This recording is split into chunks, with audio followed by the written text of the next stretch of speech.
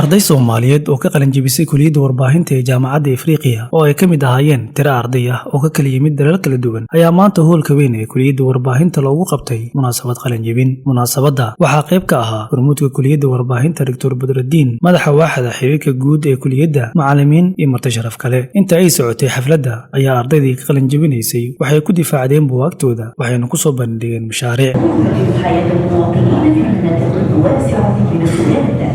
والديانة واحدة من أجهزة الدولة الإفريقية التي تحتوي أراضيها النظام الأرضية نتيجة لتعدد الحروب في مناطق. ugu horeyn qalin jebinta ardayda waxaa ka warbixiyay agaasimaha TV-ga Alcaalamiya iyo madaxa waaxda xiriirka guud.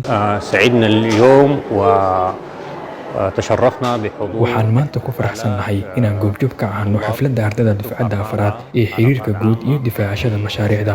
ومناقشة مشاريع التخرج waxayna ahayd mid si heer sare ah ayna ka muuqatay xilgudasho aqooneed. في الروعة. barnaamijka ay usoo qaban qaabisay kulliyaddu ardaydeeda ka qalin jebisay ayaa ujeedkiisu ahaa qiimeynta iyo toosinta mashruucyadii iyo weliba buugaagtii ay ku qalin bedelinayaan ardaydani, waxaana kasoo qayb galay khuburo ku xeel dheer majaalka warbaahinta kuwaasoo talo iyo toosinba usoo jeediyay ardayda si ay uga faa'iidaystaan inta aanay weli gudagelin dhanka shaqada. waxaa kaloo aanu door bidnay in toosintani qayb muhiim ah ka noqoto barnaamijkan si ay ayaguna ardaydu khibrad xeel dheer uga kasbadaan majaalkan warbaahinta, kuwaasoo ka dhaba qaadanaya duruustii ay baranayeen intii ay ku guda jireen hay'adooda waxbarasho. waxaa sidoo kale shucuurtooda ka warbixiyay ardayda halkan ku qalin jebinaysa maanta. munaasabadan maanta waxay noo ahayd farxadeedii iyo qalin jebinteedii oonu ka gungaarnay rumaynayna waqti badan oo aan soo wadnay Jaamacadda Afrika kulliyadda warbaahinta qaybteeda al-cilaaqaat al-caama ama xiriirka dadweynaha.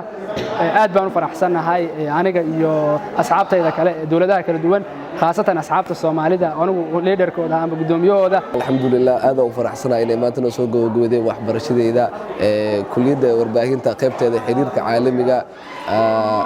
waxaa kaloo leeyahay waxaa kaloo u mahadcelinayaa waalidkayga, hooyaday macaan iyo aabbayga macaan ay u garab taagnaa mar waliba. runtii waa maanta maalin aad u farxad badan maanta oo soo afmeeray 4 sano oo kacakufha jaamacaddii alxamdulillahi rabbil caalamiin. runtii maanta hadda israada dareenkayga balcabir wallaahi ma cabir karayo.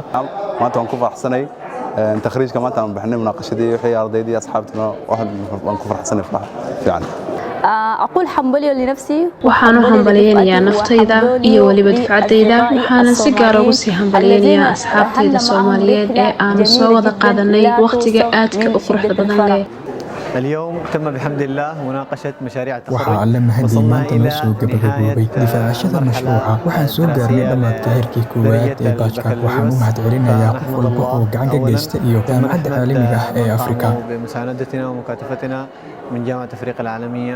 ma ahan markii ugu horeysay arday Soomaaliyeed ay ka qalin jebiyaan kulliyadda warbaahinta ee Jaamacadda Afriqiya.